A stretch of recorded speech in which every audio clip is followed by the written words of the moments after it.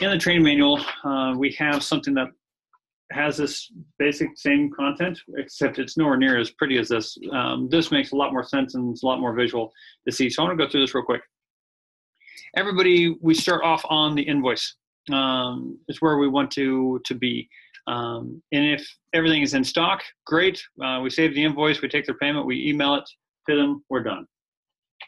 If something's not in stock and we need to back order it, we click on the order button and it creates an actual order. That then is taken into a purchase order. Once that purchase order is here, it's received, taken to an SI, shoved over to QuickBooks, and we make a payment out to the vendor.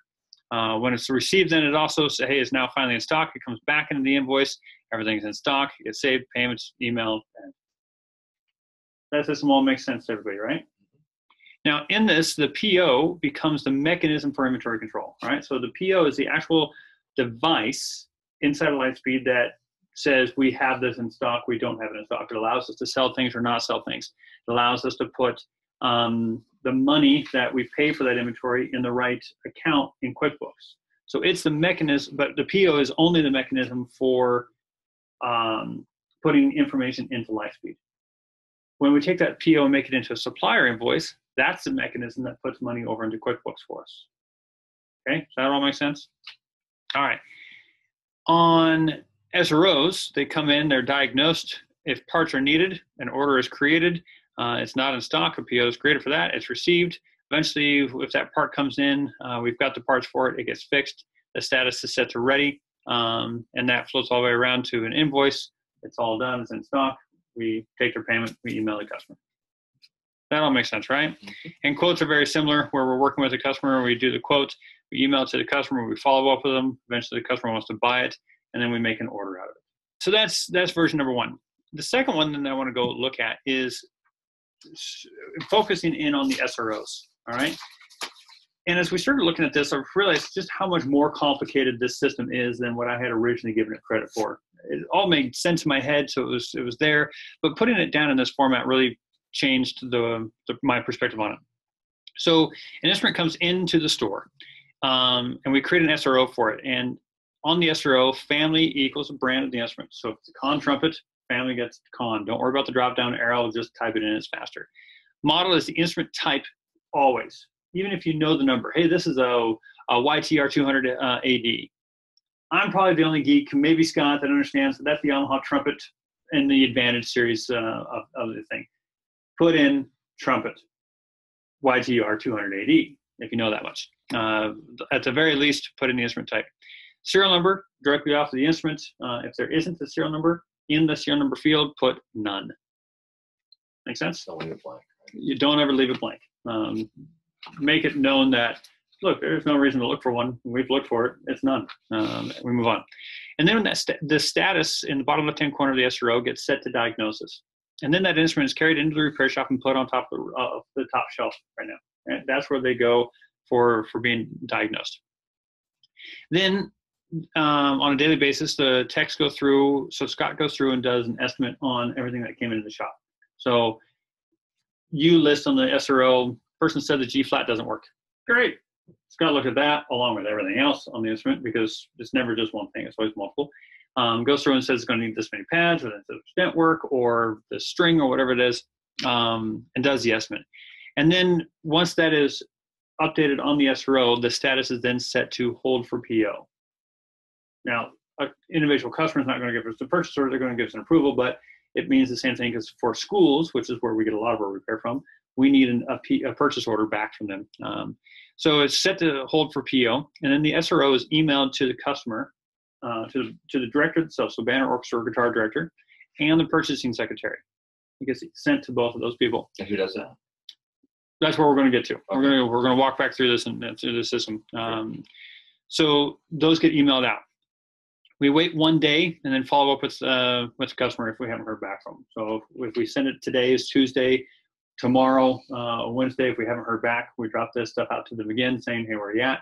And then after that, if we still haven't heard back, we follow up every other day. All right.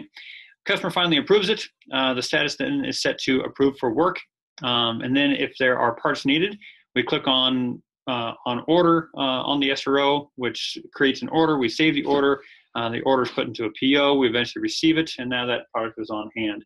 Or no parts are needed. We've got everything that we need on hand, and it's given to the technician for work.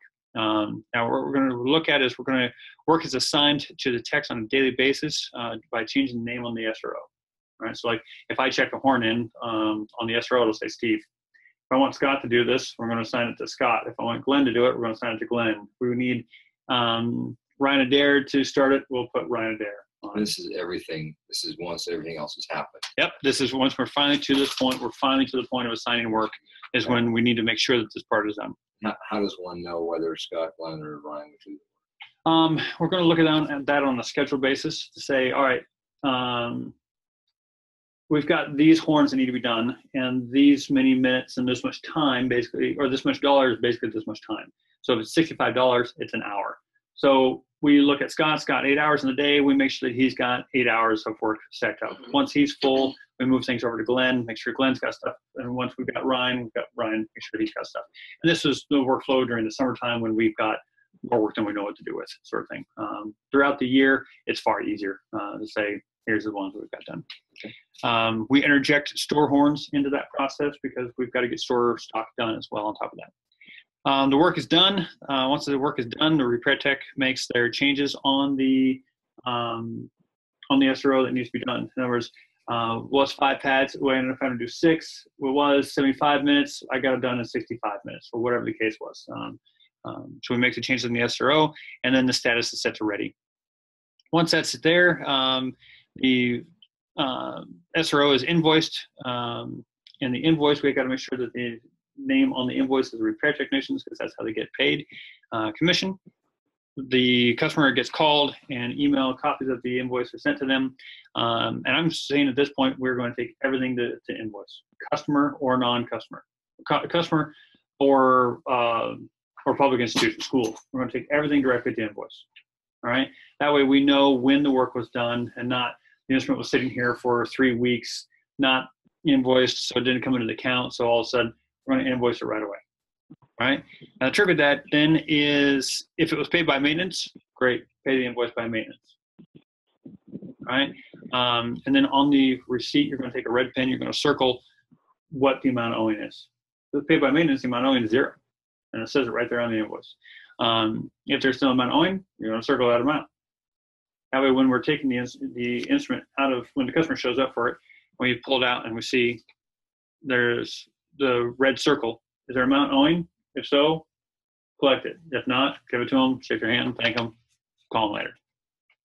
That make sense? And then they are set on the, so once that is done, once the invoice has been circled, we put on the pickup shelf to be going out. The pickup shelf being either private customer horn or the repair shelf, or the road rep shelf for school instruments. Does that process all make sense?